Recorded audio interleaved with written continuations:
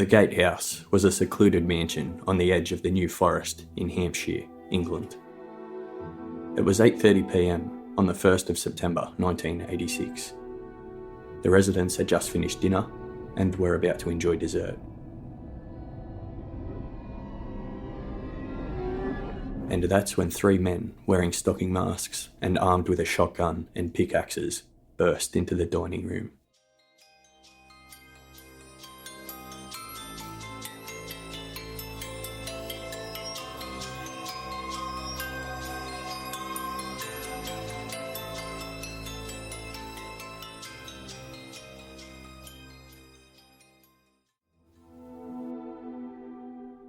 Burgate House was located in Fordingbridge, a town in Hampshire, England, on the edge of the New Forest. It was originally an old farmhouse that was converted into a large mansion.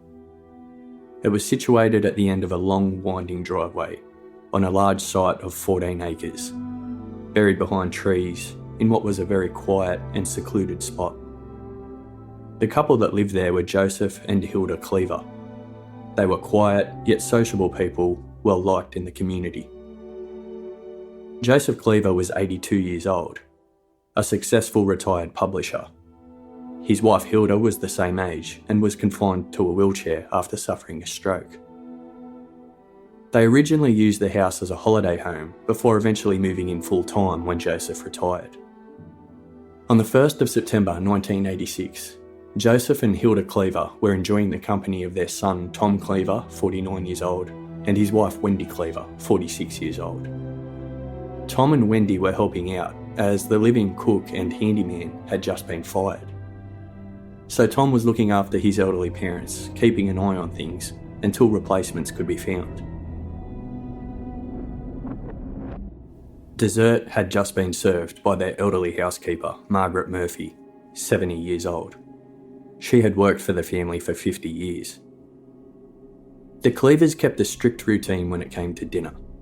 It was always served at 8 p.m. on the dot, and everybody was expected to be dressed appropriately for the occasion. It was about 8:30 p.m.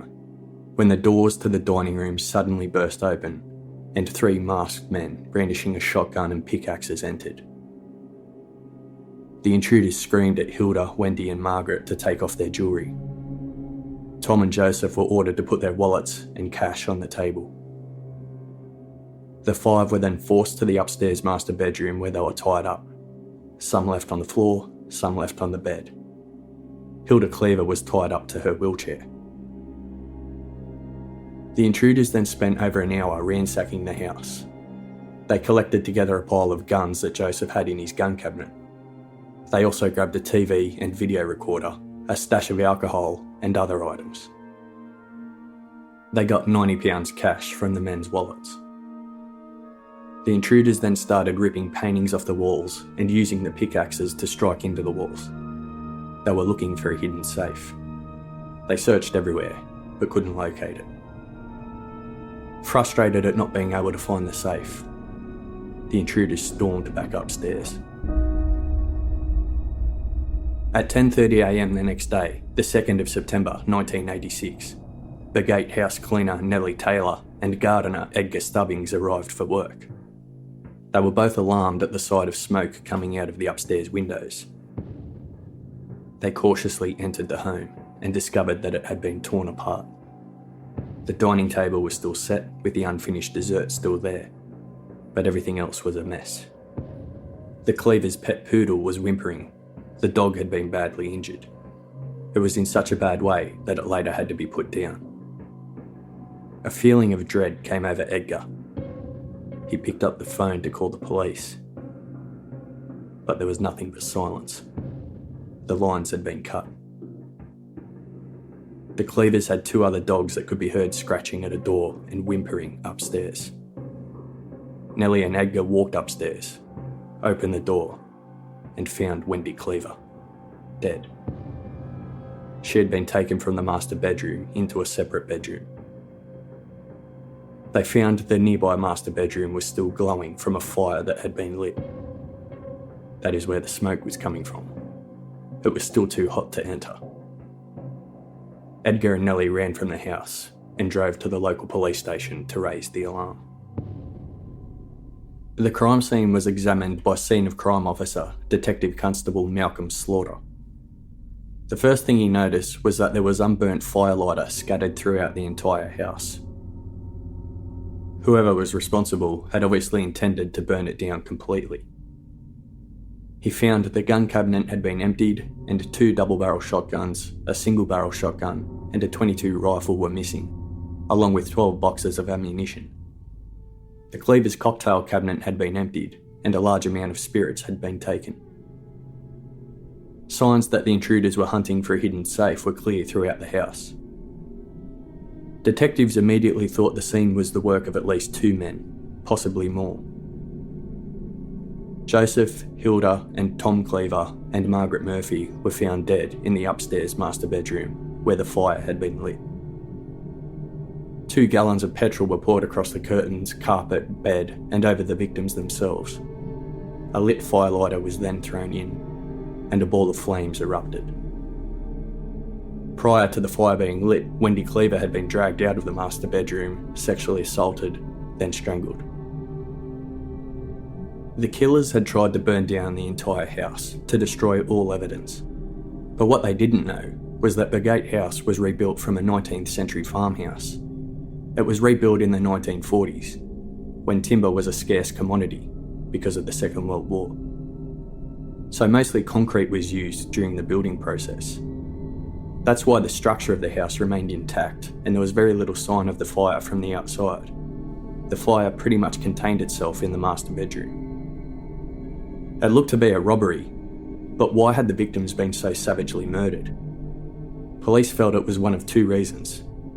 The victims had seen their killers' faces during the attack, or they already knew who they were, which would explain why there were no signs of forced entry.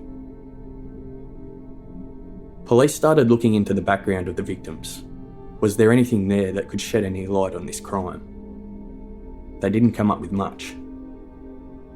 But while searching Joseph Cleaver's study, they found a newspaper advertisement he had placed, seeking a living cook and handyman at Burgate House. The advertisement was placed only 2 months earlier. They also found a reference letter attached for a couple who applied for the job, George and Fiona Stevenson. Police questioned the cleaner Nellie and gardener Edgar about the advertisement, and they confirmed that the positions had been filled by the couple police located a reference letter for, George and Fiona. They landed the job and moved into a small cottage located on the estate grounds in late July, only a few months earlier. But they only lasted a few weeks. George Stevenson beat his wife regularly, and one night Fiona ran out of the cottage to escape his attack and sought refuge in Burgate House. The housekeeper Margaret Murphy let Fiona in and hid her from her husband. Fiona ran off the next day. She had only been married to George Stevenson for 9 months. They married 2 weeks after meeting each other in what was a whirlwind romance. When Joseph Cleaver learned of this incident, he was disgusted and immediately sacked Stevenson. Fiona had already taken off and her whereabouts were unknown. All this happened only a few weeks before the murder, and it was about the only thing police found that could have relevance. Police started looking into George Stevenson. George had done several stints in jail. He had convictions for burglary, fraud, theft, assault, drugs and firearms offences. He also had a conviction for resisting arrest. He sprayed a police officer who was trying to arrest him with tear gas. Detectives checked the reference letter and found it had been written by a couple in Bournemouth on the southern coast of England, about a 30-minute drive away from the murder scene. They quickly paid that couple a visit to try and get a bit more background on George Stevenson. They almost couldn't believe it when they were invited into the couple's home and they saw a TV and video recorder, matching those stolen from Burgate House. Police interviewed them extensively. They said the last they spoke with George Stevenson was on Monday morning, the day of the murder. Their TV had just broken and Stevenson asked if they wanted a new one, which they said yes, they did. After a bit more general chit-chat, Stevenson left. The couple woke up the next morning, Tuesday the 2nd of September, to find the TV and recorder on their front porch. They never saw Stevenson, but he had obviously come through for them. This information, combined with the knowledge Stevenson had been fired from Burgate House only weeks before the murder, was enough to make him their prime suspect. Stevenson's wife, Fiona, had also contacted police as soon as she read about the murders. She had no doubt her husband, who she was still hiding from, was to blame. With that, Stevenson's picture was on every TV and newspaper in the country, and every police officer was on the lookout for him. He was considered armed and extremely dangerous. Stevenson had grown up in Coventry, England, about a 2.5-hour drive away from the murder scene. Police checked that area extensively, and they were in luck. Stevenson had hired a vehicle, a Red Rover 213, only days before the killing. But he didn't pay the deposit for the hire car. That was paid by another man, George Daly, also from Coventry. Police always felt the crime was committed by more than one person. Now they had a second suspect. It didn't take long for George Stevenson to see his own face staring back at him from the TV screen. He couldn't hide his shock. It was only days after the murder. He immediately got on the phone to police in Hampshire. To their surprise, Stevenson said he was going to hand himself in. He wanted to clear his name. But before giving himself up, he had a night out on the town, doing a pub crawl around Brockenhurst, about a 30-minute drive away from the murder scene. On this pub crawl, he carried a copy of a newspaper under his arm, with his face plastered on the front page. But he had changed his appearance, shaving his moustache off and cutting his hair. Stevenson chatted up 2 girls in one of the pubs and went back to the campsite they were staying at. They drank together until about 2 a.m. Stevenson then left the campsite, walked to a nearby payphone and rang detectives to come and get him. In the meantime, police were also honing in on the man who paid the deposit on Stevenson's hire car, George Daly. Police questioned Ruth Smith, who lived with George. She gave a statement that Stevenson and George Daly returned home at 3 a.m. the night of the murders. They walked in with guns and boxes of ammunition. And they had a third person with them, George's brother, John Daly. They had a large collection of spirits, which they used to have a very loud drinking session until dawn. Not only that, Ruth described the panic in George and John Daly when Stevenson's face appeared on TV, wanted for the murders. When they saw that, George and John quickly carried the guns out of the house. After receiving this information, George and John Daly were quickly taken into custody, around the same time Stevenson handed himself in. The trial for the 3 men commenced at Winchester Crown Court on the 6th of October 1987. All 3 men were charged with 5 counts of murder and 1 count of rape, as well as a robbery. All 3 pleaded not guilty to the charges, but John Daly did plead guilty to the sexual assault of Wendy Cleaver.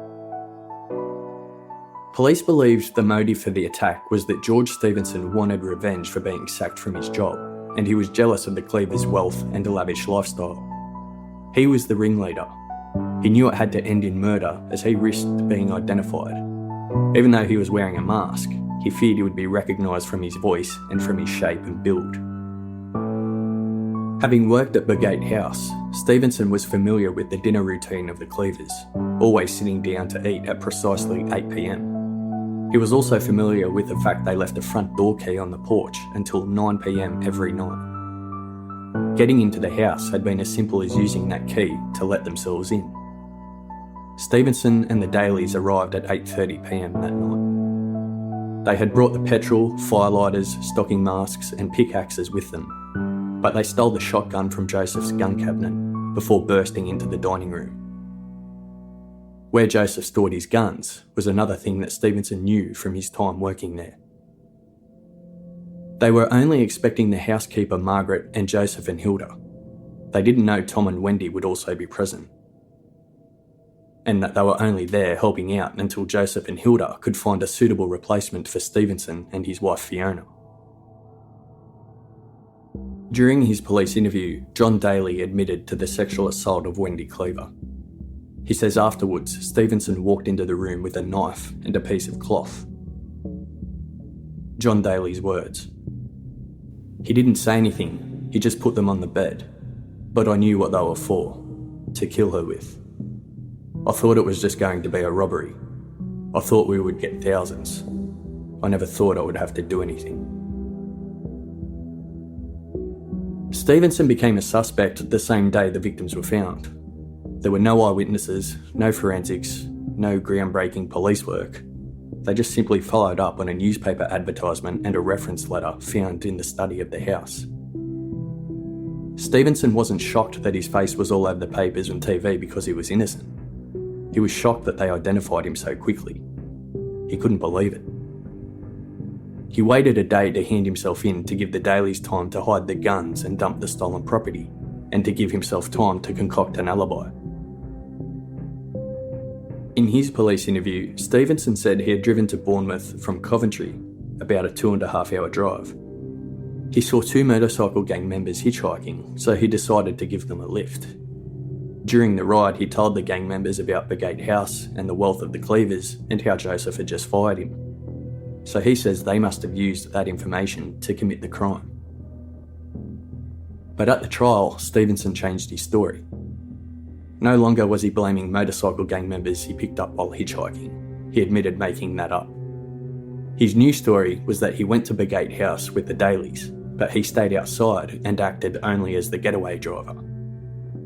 Stevenson had told the Daly brothers about the guns, and they wanted to go there and steal them. Stevenson denied being inside and denied there was any plan to kill anyone. He said, "I would not have harmed them. They were lovely people. They had been good to me." The Dalys' defence counsel was having none of it, saying, "The only way out for you now is to blame the Daly brothers to try and save your own wretched skin. You are a man with no conscience."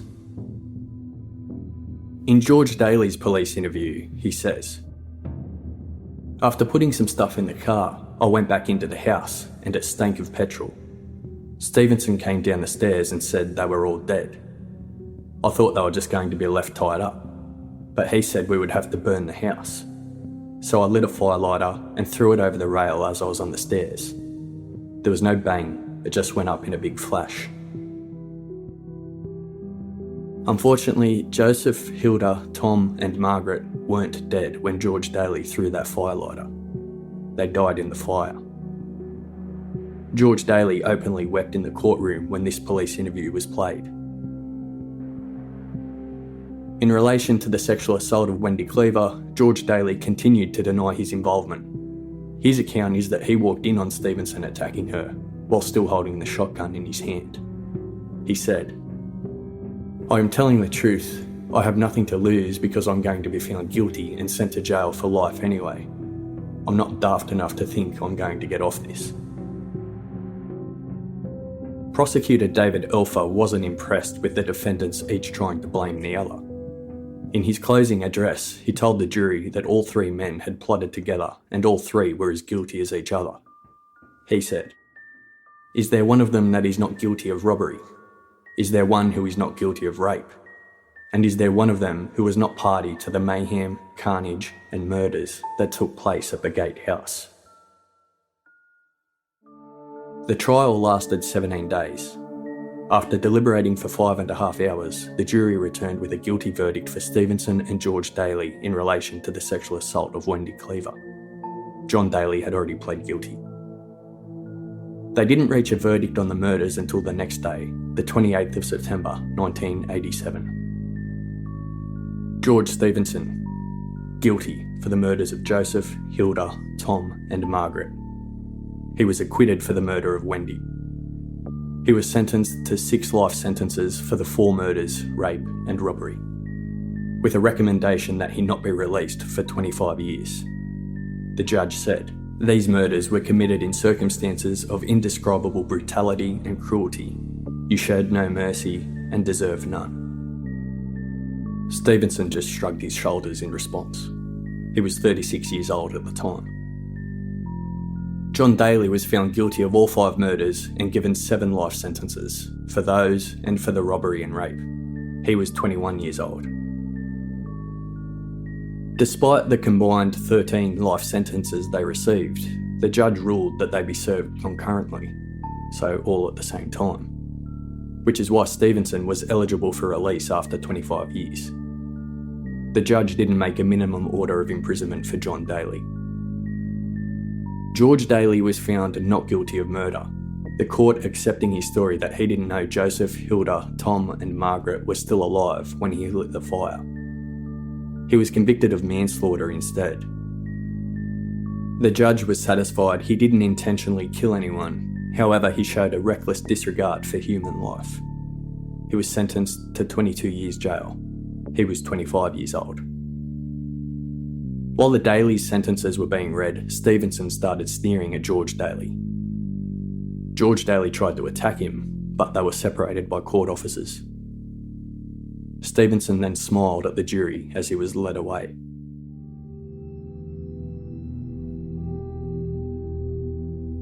There was a wall safe in the house that Stevenson and the Dalys missed. It was hidden behind a curtain. Tom Cleaver also had £700 cash hidden inside his artificial leg, which he had as a result of a car crash years before. He kept his money inside the leg so that if he was ever mugged, the robber would never find it. The Gatehouse was demolished and a new home is being built on the site.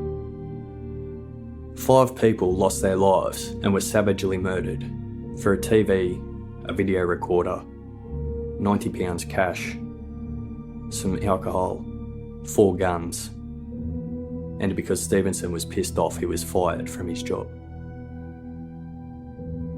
In May 2001, the Home Secretary Jack Straw made a decision to increase Stevenson's minimum term from 25 years to 35 years. Stevenson appealed this decision to the High Court, but the High Court upheld the ruling. The High Court judge described the murders as sadistic and said that 3 of the victims were vulnerable due to age and disability. The ruling means that Stevenson can apply for parole in 2021. John and George Daly's sentences have expired.